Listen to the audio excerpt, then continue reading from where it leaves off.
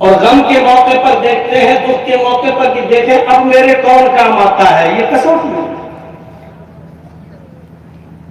आपके बीच में रहने वाला आज कोई आप ही के इलाके का कोई शख्स अचानक एमएलए बन जाए, एमपी बन जाए, फिर उसको कोई मिनिस्ट्री मिल जाए, अचानक उसको कोई बहुत बड़ी खुशी महसूस हो, बहुत जल्दी आपसे भूल जाएगा, आपको नजरअंदाज कर देगा। फिर आप कहेंगे वाह साहब, हमारे दरमियान रहने वाला शख्स आज हम ही को भूल गया है, हमसे नजरें मिलाने के लिए तैयार नहीं। लोगों को दो ही मौके पर देखा जाता है, एक उस वक्त जब उसको कोई खुशी मिली हो, या एक उस वक्त जब उसको कोई गम पहुंचा हो, बहुत बड़ा दुख पहुंचा हो। तो देखें ये हमारे दुख में कितना साथ देता है, हमारे सुख में कितना साथ देता है। यही कसौटी होती है पहचानने की। लेकिन इमाम कायनात पर नजर डालिए, सबसे बड़ी खुशी मिली जनाब मोहम्मद रसूलुल्लाह को। सफर मेराज पर आप जाते हैं, अल्लाह ने अपने पास बुलाया, आओ मेरे हबीब आओ। मेराज पर गए, बुर्राक की सवारी की, अल्लाह ने अपने करीब किया।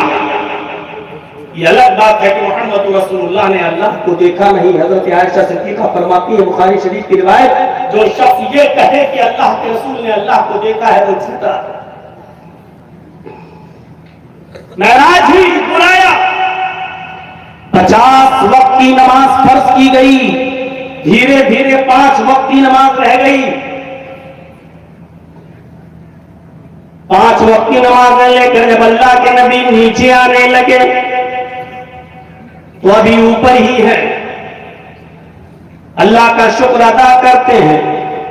इतनी बड़ी नेमत कि अल्लाह रब्बुल आलमीन ने मुझे मेराज की दौलत से माला माल किया। 7 आसमान की सैर कराई, जन्नत की सैर कराई, जहन्नम का दीदार कराया। 50 वक्त की नमाजें पढ़ गई जो धीरे धीरे कम होते होते 5 वक्त की रह गई। अल्लाह के नबी सल्लल्लाहु अलैहि वसल्लम ने वही अल्लाह रब्बुल आलमीन का शुक्रिया अदा किया। बुखारी की रिवायत, अल्लाह के नबी अल्लाह का शुक्रिया अदा करते हुए कहते हैं, अत्तहियातु लिल्लाहि वस्सलावातु वत्तय्यबात। ये अल्लाह के नबी सल्लल्लाहु अलैहि वसल्लम अल्लाह रब्बुल आलमीन की पाकी और तस्बीह बयान कर रहे हैं। क्या कह रहे हैं? अल्लाह रब्बुल आलमीन का शुक्रिया अदा कर रहे हैं, अल्लाह की हम्द व सना किस अंदाज में बयान कर रहे हैं। अत्तहियातु लिल्लाह, हम लोग तो नमाज में पढ़ते हैं, दूसरी रकात में और चौथी रकात में या आखिरी रकात में, अत्तहियातु लिल्लाही। इन दुआया कलमात को अल्लाह के नबी ने सफर मेराज में अल्लाह की हम्द व सना में बयान किया। अत्तहियातु लिल्लाही वस्सलावातु वत्तय्यबात। हर किस्म की तमाम ज़बानी, तमाम रूहानी और तमाम बदनी तारीफात और इबादतें सब अल्लाह रब्बुल आलमीन के लिए है। अल्लाह की हम्द व सना किस अंदाज में बयान कर रहे हैं। अत्तहियातु लिल्लाहि वस्सलावातु वत्तय्यबात। हमारी ज़बानी इबादतें, हमारी रूहानी इबादतें, हमारी बदनी इबादतें सब अल्लाह रब्बुल आलमीन के लिए हैं। जैसे ही नबी अकरम ने अल्लाह की हम्द व सना बयान की, उसी वक्त अल्लाह रब्बुल आलमीन ने जवाब में हमारे नबी जनाब मोहम्मद रसूलुल्लाह पर रहमतें, सलामतियां और बरकतें नाज़िल फरमाई। अल्लाह ने क्या जवाब दिया? अस्सलामु अलैका अय्युहन नबी व रहमतुल्लाहि व बरकातुहू। अस्सलामु अलैका अय्युहन नबी व रहमतुल्लाहि व बरकातुहू। कितनी बड़ी नेमत है। अल्लाह फौरन जवाब दे रहा है और अपने नबी से कह रहा है, आए हमारे नबी, आए पैगंबर, आपके ऊपर सलामती हो। अस्सलामु अलैका, आपके ऊपर ऊपर सलामती हो। व रहमतुल्लाहि व बरकातुहू, अल्लाह की रहमतें हों और अल्लाह की बरकतें भी हों। ये अल्लाह ताला ने नबी अकरम जनाब मोहम्मद रसूलुल्लाह से कहा। इतनी बड़ी खुशी मोहम्मद रसूलुल्लाह को उस वक्त मिली, लेकिन इतनी खुशी के मिलने के बाद भी आपने अपनी उम्मत को फरामोश नहीं किया और उसी वक्त अल्लाह ने जवाब दिया और अल्लाह से फरमाया, अस्सलामु अलैना व अला इबादिल्लाहि सालिहीन। नहीं, अय अल्लाह सिर्फ हमारे ऊपर ही सलामती नहीं, अस्सलामु अलैना, अय अल्लाह हमारे ऊपर भी सलामती हो, व अला इबादिल्लाहि सालिहीन, अय अल्लाह तेरे नेक और साले बंदों पर भी तेरी सलामती हो, तेरी रहमतें हो, तेरी बरकतें हो। अय अल्लाह मेरी उम्मत को अपनी सलामती और अपनी रहमतों बरकतों से फरामोश मत करना। अय अल्लाह अगर तुम मेरे ऊपर सलामती और रहमतें नाजिल कर रहा है तो मेरी उम्मत को भूल मत जाना, मेरी उम्मत पर भी सलामती और रहमतें नाजिल हो। यह खुशी का मौका मिलता है मोहम्मद रसूलुल्लाह को और आप इतनी खुशी में अपनी उम्मत को फरामोश नहीं कर रहे हैं, तो क्या उम्मत का यह भी तकाजा नहीं होता है कि वो अपने नबी से मोहब्बत करे? मोहब्बत का वो मयार नहीं जो आजकल हो रहा है, नाच और गानों के साथ, ढोल और ताशों के साथ, बैंड और बाजों के साथ, नाच और गानों के साथ और 1.5 2 फुट की दाढ़ियों वाले नाच रहे हैं। ये कौन सा जश्न है? मोहब्बत का ये अंदाज होना चाहिए। खुशी है और इतनी खुशी का अल्लाह ने फौरन जवाब दिया। ज़बानी, रूहानी और बदनी इबादत है अगर मेरे लिए तो आए नबी सलाम की आप पर अल्लाह की रहमतें भी और बरकतें भी हो। तो फौरन अल्लाह के नबी ने कहा, अरे अल्लाह ये रहमतें और बरकतें सिर्फ मेरे ऊपर नहीं, अस्सलामु अलैना हम पर भी हो, व अला इबादिल्लाहि सालिहीन और अल्लाह के साले और नेक बंदों पर भी हो। इतनी खुशी का मौका, लेकिन मोहम्मद रसूलुल्लाह अपनी उम्मत को नहीं भूल रहे। यह इंसान की परख कब होती है? जब बहुत ज्यादा दुख और गम पहुंचा हो। जब बहुत ज्यादा दुख और गम पहुंचता है फिर देखा जाता है कि कौन मेरे साथ है। इमाम कायनात फरमाते हैं सबसे बड़ा दुख उस दिन होगा, सबसे बड़ा दुख उस दिन होगा जब सूरज सवा नेज़े के 1 मील के फासले पर होगा। 50,000 साल का दिन होगा, मैदान महशर होगी, सूरज की गर्मी से लोगों के जिस्म निचोड़ कर पसीना जमीन के ऊपर गिर रहा होगा। लोग अपने पसीने में कोई टखने के बराबर, कोई पिंडली के बराबर, कोई घुटने के बराबर, कोई कमर के बराबर, कोई कांधे के बराबर डुबकियां मार रहा होगा और कोई अपने पसीने में गोते लगा रहा होगा। ऐसे मौके पर जहां इंसान सारे नबियों के पास जाएगा, हमारी सिफारिश हो जाए, हमें कोई बख्शवा दे। हर नबी अपनी अपनी खता और अपनी अपनी भूल को याद करेगा। हजरत यूनुस अपनी खता और भूल को याद करेंगे, हजरत आदम अपनी खता और भूल को याद करेंगे, हजरत अय्यूब, ज़करिया, यहया सब अपनी अपनी भूल को याद करेंगे। ऐसे नाजुक मोड़ पर इतना गम का माहौल होगा कि बाप बेटे को और बेटा बाप को नहीं पहचान रहा होगा। यौमा यफिर्रुल मर्'उ मिन अखीही व उम्मिही व अबीही व साहिबतिही व बनीही। यौमा यफिर्रुल मर्'उ मिन अखीही, इंसान अपने भाई को देखकर भाग रहा होगा। व उम्मिही, बेटा अपनी माँ को देखकर भाग रहा होगा। व अबीही, और बेटा अपने बाप को देखकर भी भाग रहा होगा। वो साहिबतिही, शौहर अपनी बीवी को देखकर भाग रहा होगा। वो बनीही, बाप अपनी औलाद को देखकर भाग रहा होगा। आज ये मुझसे नेकियां ना मांग बैठे, आज एक एक जर्रे का एक एक नेकी का कोई सवाल न कर बैठे। ऐसे नाजुक मोड़ पर हमारे नबी अपनी उम्मत को याद करते हुए कहेंगे, अल्लाहुम्मा उम्मती उम्मती, अल्लाहुम्मा उम्मती उम्मती, अल्लाह मेरी उम्मत, अल्लाह मेरी उम्मत, अल्लाह मेरी उम्मत, अल्लाह मेरी उम्मत का ख्याल रख। अल्लाह छोटी मोटी खताएं जिनसे हुई उनको नजरअंदाज करके दरगुजर करके उनको भी जन्नत का साहिब बना दे। गम के रहा है। इमाम कायनात को अगर फिक्र होगी तो अपनी उम्मत की फिक्र होगी। मेरे प्यारे साथियों, जो तुम्हारे खुशी में भी शामिल हो, जो तुम्हारे गम में शामिल हो, ईमानदारी के साथ बताइए, इंसानियत के साथ बताइए और अपने गरीबानों में झांक कर देखिए उस रसूल के साथ हमारा सुलूक क्या है।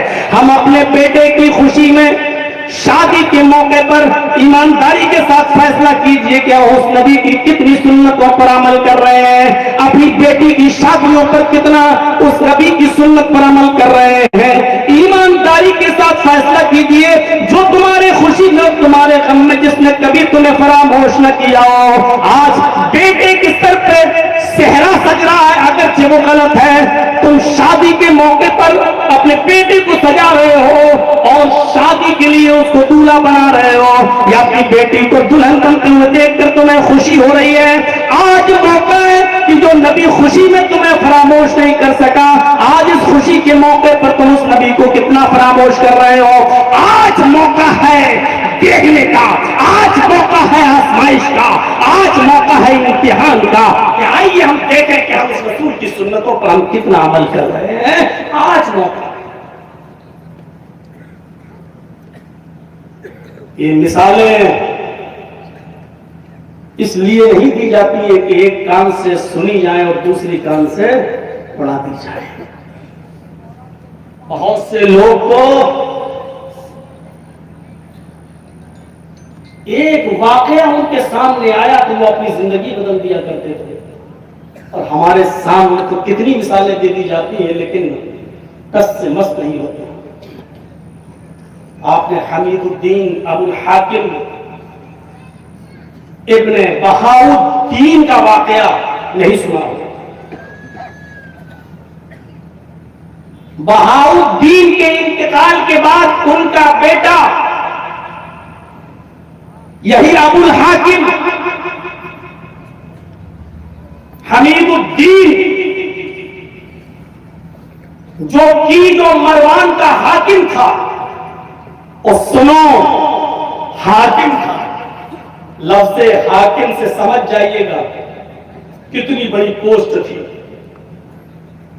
और अपने शहर पर 21 साल तक हुकूमत की जो मरवान का 21 साल 21 ईयर्स 21 साल तक हाकिम था। अपने शहर के बीचों बीच उसका एक गार्डन, एक बाग था बड़ा खूबसूरत। वो आराम करने के लिए जब थक जाता था तो अपने बाग में जाया करता था। हमीदुद्दीन अबुल हाकिम अपने बाग में जाया करता था, बाग की रखवाली के लिए और अपना बिस्तर बिछाने के लिए वो एक लौंडी को, एक खादिमा को रखे हुए था, जो हमीदुद्दीन अबुल हाकिम का बिस्तर बिछा दिया करती थी। जिस बिस्तर पर सिर्फ हमीदुद्दीन अबुल हाकिम सोया करता था, उसके अलावा कोई नहीं सो सकता था। 21 साल हुकूमत करते हुए इस शख्स को हो गया, थक गया। आज अचानक जाता है कि हम अपने बाग में जाएं। लौंडी ने बिस्तर बिछा दिया था, उस लौंडी ने, उनकी खातिमा ने बिस्तर बिछा रखा था, लेकिन उस लौंडी ने ये सोचा कि बादशाह इस पर बहुत दिनों से सो रहा है, यहीं आता है, आराम करता है हाकिम हमीदुद्दीन। आज थोड़े से इस बिस्तर पर मैं लेट कर देखती हूं, आखिर हाकिमों का बिस्तर कैसा होता है। ये फूलों से सजा हुआ, गुलदस्ते पड़े हुए, ये नर्म गरम बिस्तर क्या होता है, जरा लेट कर देखें। वो लौंडी उस बिस्तर पर लेट कर देखे। उसने अपने सपनों में सोचा कि चलो जरा आंख बंद करके देखें, महसूस करके देखें कि इस बिस्तर पर आराम कितना मिलता है। उसने आंख बंद की, उसको इतनी राहत मिली, उसको इतना आराम मिला कि नींद लग गई।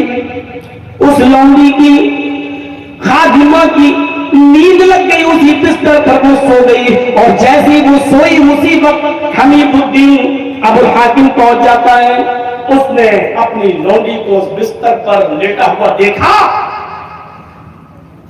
वो चाबुक जिससे वो घोड़े को मारा करता था, वो चाबुक उठाया और वो चाबुक उसने उस लौंडी को मारा।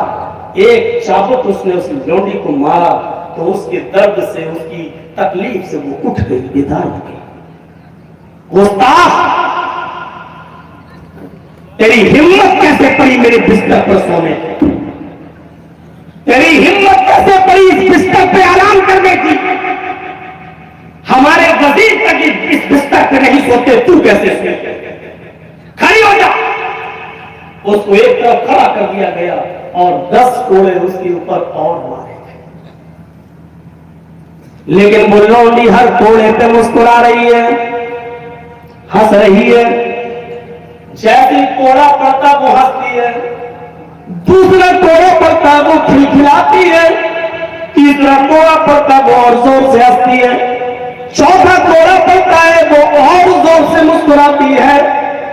10 कोड़े जब उसके जिस्म के ऊपर पड़ गए तो हमीदुद्दीन को, अबुल हाकिम को गुस्सा आया और उसने कहा, कमबख्त, गुस्ताख, एक कोड़े में बैठ जाया करती थी, आज मैंने 10 कोड़े तेरे जिस्म पर मारे, तेरे कपड़े तक फट गए, तेरे जिस्म से खून भी निकल रहा है, लेकिन इसके बावजूद तू मुस्कुरा रही और हंस रही है, वजह क्या है?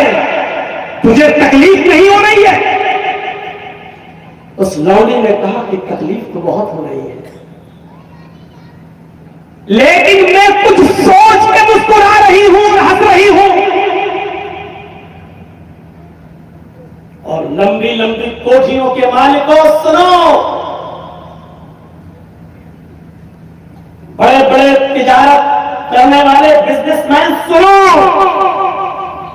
अपने मुलाजिमों और नौकरों पर जुल्म करने वालों सुनो, होंगे तुम साहूकार अपने घर के, शरीयत किसी की साहूकारी नहीं देती। होंगे चौधरी, बने रहो अपने घर के, शरीयत किसी को चौधरी नहीं मानती। होंगे अमीर और दौलतमंद आप अपने घर के, शरीयत किसी को अमीर और दौलतमंद नहीं मानती, ये कानून के खजाने भी नहीं देखती। उसी हमीदुद्दीन अबुल हाकिम ने कहा, क्या तुझे तकलीफ नहीं होती? उस लौंडी ने कहा, तकलीफ तो बहुत होती है और हो रही है, लेकिन मैं कुछ सोच के मुस्कुरा रही हूं। कहा, क्या क्या सोच रही है? उस लौंडी ने जवाब दिया, उसने कहा, अबुल हाकिम, मेरे आका, मेरे मालिक हमीदुद्दीन, मैं ये सोच रही हूं कि तेरे बिस्तर पर मैं चंद लम्हे, चंद सेकंडों के लिए, चंद मिनटों के लिए, चंद लम्हों के लिए तेरे बिस्तर पर मैं आराम करने के लिए लेट गई। थोड़ी देर के लिए मैंने आराम किया तो तेरी अदालत में मेरी ये सजा है कि तूने मेरे जिस्म को लहू लुहान कर दिया है। तूने तो पूरी जिंदगी ऐशो आराम में गुजारी है, तूने तो पूरी जिंदगी ऐशो तुर्क में गुजारी है, तूने तो पूरी जिंदगी अय्याशी और मक्कारी में गुजारी है, तूने तो पूरी जिंदगी आसाइश और आराम में गुजारी है।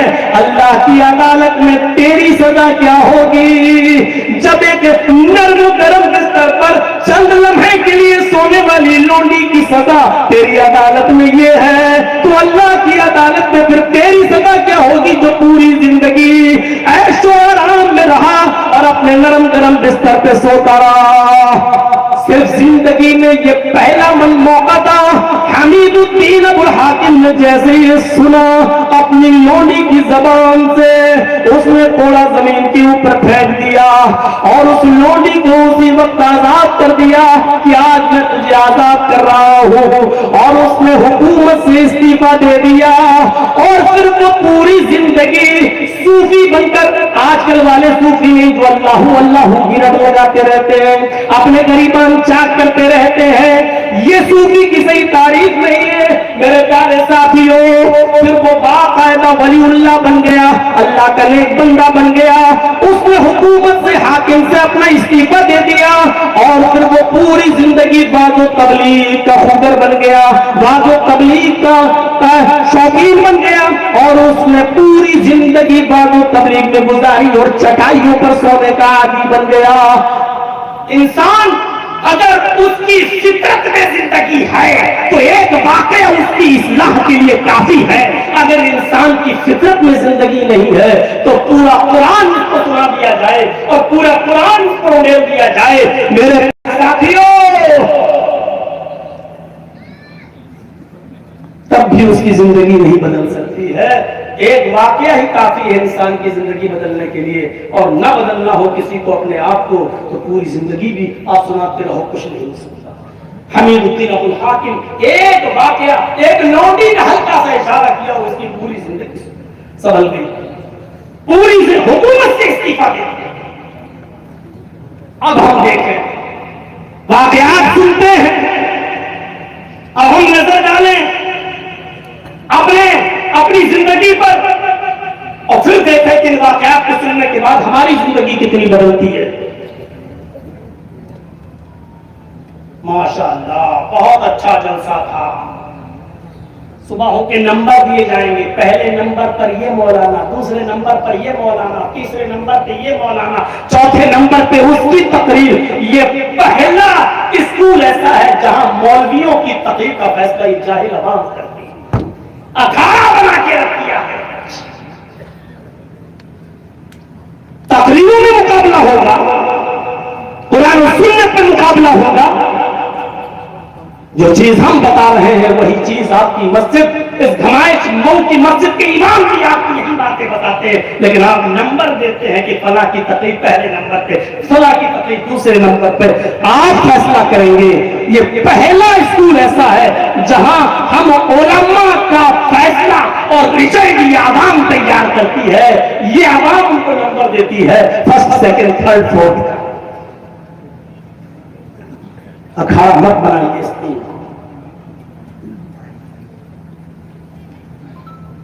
अल्लाह ने कहीं नहीं कहा आबा वजदा से मोहब्बत मत करो। फिर आइए, इनकाना आबाउकुम व अबनाउकुम व इख्वानुकुम व अज़वाजुकुम व अशीरतुकुम व अमवालुन इक़्तरफ़्तumuहा व तिजारतुन तख़शौना कसादा व मसाकिन तर्दौनहा अहब्बा इलैकुम मिनल्लाहि व रसूलिहि व जिहादिन फी सबीलिहि हत्ता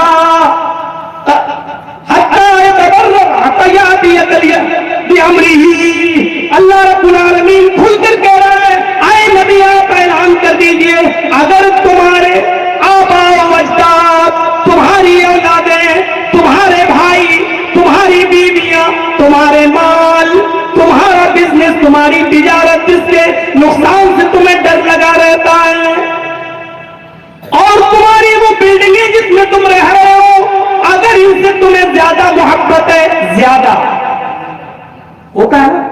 एक आदमी अगर आपकी घड़ी पर नजर डाले जो सोने की आप पहने, हालांकि हराम है, मत के लिए मत नहीं पहन सकता सोना इस्तेमाल, लेकिन मैं एक मिसाल दे रहा हूं। सोने की घड़ी पर नजर पड़ी और चार जब उचक्कों ने आपको पकड़ लिया है, घड़ी उतार, नहीं सोने की घड़ी नहीं देते, नहीं देते हो, निकाला रामपुरी,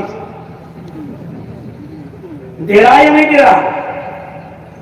सोन अगर नहीं देता तो पूरा हाथ काट डालेंगे। अब यहां दो चीजें हैं, घड़ी भी प्यारी और हाथ भी प्यारा, लेकिन यहां कुर्बानी देना पड़ रही है किसी एक चीज की। तो अक्लमंद इंसान कौन है? अक्लमंद इंसान वो है जो घड़ी दे दे और हाथ बचा ले, जबकि मोहब्बत घड़ी से भी है और हाथ से भी है। लेकिन आप जानते हैं कि हम जहां मौजूद हैं वहां हम बचेंगे नहीं, या तो घड़ी या फिर हाथ, और हाथ गया तो घड़ी भी जाएगी और हाथ भी जाएगा। इसलिए अक्लमंद इंसान को है कि जो घड़ी उतार के दे दे और अपना हाथ बचा ले। कुरान कहता है, अल्लाह बताता है कि यही मोहब्बत अल्लाह और उसके रसूल से होनी चाहिए। अगर आप आवाज़ की मोहब्बत और रसूल की मोहब्बत दोनों में से टकराव हो जाए और एक की मोहब्बत कुर्बान करना पड़े तो बाप की, दादा की मोहब्बत को कुर्बान कर दो, लेकिन अल्लाह और उसके रसूल की मोहब्बत को कुर्बान न करो। हजरत अबू बकर सिद्दीक रज़ियल्लाहु ताला अन्हु ये साथ लड़ रहे थे और अबू बकर सिद्दीक का बेटा अबू जहल का साथ दे रहा था। उलमा से पूछो जंग बदर पर यह अजीब जंग थी, एक भाई नबी का साथ दे रहा है तो दूसरा भाई अबू जहल अबू लहब का साथ दे रहा है। अगर बाप नबी के साथ है तो बेटा काफिरों के साथ है। अबू बकर सिद्दीक खुद नबी के साथ है लेकिन उनका बेटा काफिरों के साथ है। बहरहाल जंग खत्म हो जाती है और एक दिन अल्लाह ने अबू बकर के बेटे को भी इस्लाम की दौलत से मालामाल कर दिया। एक दिन खाना खा रहे हैं बाप और बेटे दोनों, बेटा भी इस्लाम ला चुका है, माँ भी बैठी हुई है, अबू बकर सिद्दीक की बीवी भी बैठी हुई है। बेटे ने जिक्र किया, माँ जी बाप अब्बू बाल बाल बच गए जाएंगे बदल में, लड़ते हुए हमारे पास आ रहे थे और मैं काफिरों का साथ दे रहा था, मेरी तलवार उठी, इन्होंने ऊपर उठ के देख लिया, मैंने देखा ये मेरा बाप है, मैंने इशारा किया भागो यहां से, मर जाओगे, बेटे की तलवार के नीचे आ रहे, हटा दिया। अम्मी ये कई मर्तबा मेरी तलवार के नीचे आए, मैं नहीं जानता था कौन, जैसे मैं तलवार चलाने लगता था ये ऊपर गर्दन उठा के देख लिया करते थे, मैं देखता था ये मेरा बाप, मैं छोड़ देता था, हट जाओ जाओ यहां से, मैं नजरें चुरा लिया करता था, मैंने बचा लिया ना, आज तुम बेवा हो गई। अबू बकर सिद्दीक मुस्कुराते हैं, प्लीज कर दीजिए हमको, कहाँ का है? जनवार बिन इस्माइल। देखिए जनवार बिन इस्माइल का बेटा गुम हो गया है, वालिदैन परेशान हैं, जिनको मिल जाए वो राजू की चक्की के पास स्टेज पर आ जाए। जनवार इस्माइल साहब का बेटा है, जनवार कैसे नाम रखते हैं, जनवार इब्न इस्माइल। 4 घंटे से बच्चा गायब है, जिसको भी मिले वो राजू की चक्की के पास स्टेज के पास पहुंच जाए। तो बाप मुस्कुराए, अबू बकर सिद्दीक मुस्कुराए, कहा कि बेटे तुमने अपनी मां को बड़ा खुश कर दिया कि हमने छोड़ दिया, लेकिन ये कभी सोचा कि मैं बार बार तेरी ही तलवार के नीचे क्यों आ रहा था? बाप ने कहा, बेटे ने कहा हाँ अब्बू ये तो पता ही नहीं, आप बार बार मेरी तलवार के नीचे क्यों आ रहे थे? कहा बेटे आज यह हकीकत भी तुम अपनी मां के सामने, मैं तुम्हारी मां के सामने तुम्हें सुना रहा हूं, सुनो, बहुत आसान है बेटे की मोहब्बत में मोबाइल दे देना और रात के 2 बजे तक उसको चलाने की इजाजत दे देना, बहुत आसान है बेटे की मोहब्बत का जो जबान से निकले फौरन पूरा कर देना, लेकिन यहां मोहब्बत का मयार देखो। अबू बकर कहते हैं सुनो मेरी बीवी, तुम्हें तो इसने खुश कर दिया कि देखो हमने अपने बाप पर तलवार नहीं चलाई वरना तुम बेवा हो जाती, लेकिन पूछो इससे कि मैं किसी की तलवार के नीचे क्यों आ रहा था? दरअसल मैदाने जंग में इसी को तलाश कर रहा था, और जब ये मेरी नजर के सामने आता था, काबे के रब की कसम, ये अल्फाज है तस्कीरतुल हुफ्फाज के अलावा शम्सुद्दीन ज़हबी की किताब के, कसम है उस ज़ात की जिसके कब्जे में मोहब्बत की जान है, मेरी भी जान है, सारी कायनात की इंसानियत की जान है, मैं मैदाने जंग में इसको अपना बेटा ही नहीं मान रहा था, मैं लड़ते लड़ते इसके पास पहुंचता था और मैं इसे मोहम्मद रसूलुल्लाह का दुश्मन समझ रहा था, लेकिन जब मैं इसके करीब गया मेरा पैर फिसल गया और मैं जमीन के ऊपर गिर गया, किसी को मौका मिल गया और ये तलवार उठाता था, मैं इसकी तरफ नजर उठा के देख लेता था, ये तो मुझे बाप समझकर छोड़ दिया करता था, कसम है उस ज़ात की जिसके कब्जे में मेरी जान है, आए मेरे बेटे अगर तू मेरी तलवार के नीचे आ गया होता, मैं तो आया तूने छोड़ दिया, अगर मैदानी जंग में तू मेरी तलवार के नीचे आ गया होता तो मैं अपनी तलवार से तेरी गर्दन को जुदा कर देता, कलम कर देता, ये नहीं देखता